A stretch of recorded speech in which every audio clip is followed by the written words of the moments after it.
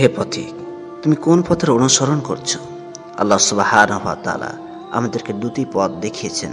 আল্লাহ তাআলা পবিত্র কোরআনে উল্লেখ করেছেন, ওয়া হাদাইনাহুন নাজদাইন, আমি তাকে দুটি পথ দেখিয়েছি। আল্লাহ সুবহানাহু ওয়া তাআলা আমাদেরকে ভালো মন্দ দুটি পথই দেখিয়েছেন। শুধু বুদ্ধি ও চিন্তা শক্তি দিয়ে ছেড়ে দেননি, বরং স্পষ্ট করে দিয়েছেন যে এটি হচ্ছে গুনাহের পথ আর এটি হচ্ছে নেকির পথ। আল্লাহ সুবহানাহু ওয়া তাআলা পবিত্র কোরআনে উল্লেখ করেছেন, ফাআলহামাহা ফুজুরাহা ওয়া তাকওয়াহা, অতঃপর তার কাছে আমি গুনাহের পথ এবং নেকির পথ স্পষ্ট করে দিয়েছি।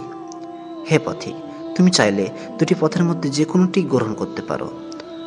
আল্লাহ তাআলা অন্যত্রে উল্লেখ করেছেন, ইন্না খলাকনাল ইনসানা মিন নুতফাতিন আমশাজিন নাবতালিহি ফাজআলনাহু সামিআন বাসীরা ইন্না হাদাইনাহু সাবিলা ইম্মা শাকিরা ওয়া ইম্মা কাফুরা।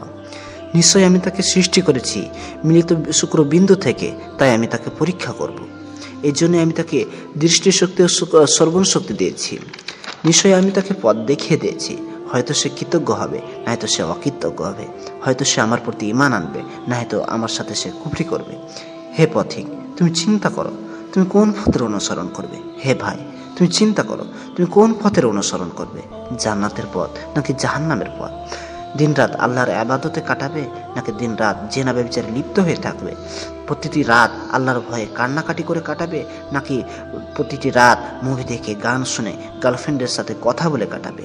প্রতিটি দিন আল্লাহর জন্য ব্যয় করবে নাকি বন্ধুদের সাথে আড্ডা দিয়ে কাটাবে? হে পথিক, যে আল্লাহ সুবহানাহু ওয়া তাআলা তোমাকে সৃষ্টি করেছে, যে আল্লাহ তাআলা তোমার প্রতিটা চাহিদা মিটেছে, সে আল্লাহর সাথে তুমি কুফরি করবে নাকি তার প্রতি ঈমান আনবে? হে পথিক, যে আল্লাহ সুবহানাহু ওয়া তাআলা তোমাকে এত পাপ করা সত্ত্বেও বাঁচিয়ে রেখেছেন, সে আল্লাহর কৃতজ্ঞ হয়ে চিরস্থায়ী সুখময় জান্নাতে বসবাস করবে নাকি তার অকৃতজ্ঞ হয়ে চিরস্থায়ী নিকৃষ্টতম জাহান্নামে বসবাস করবে?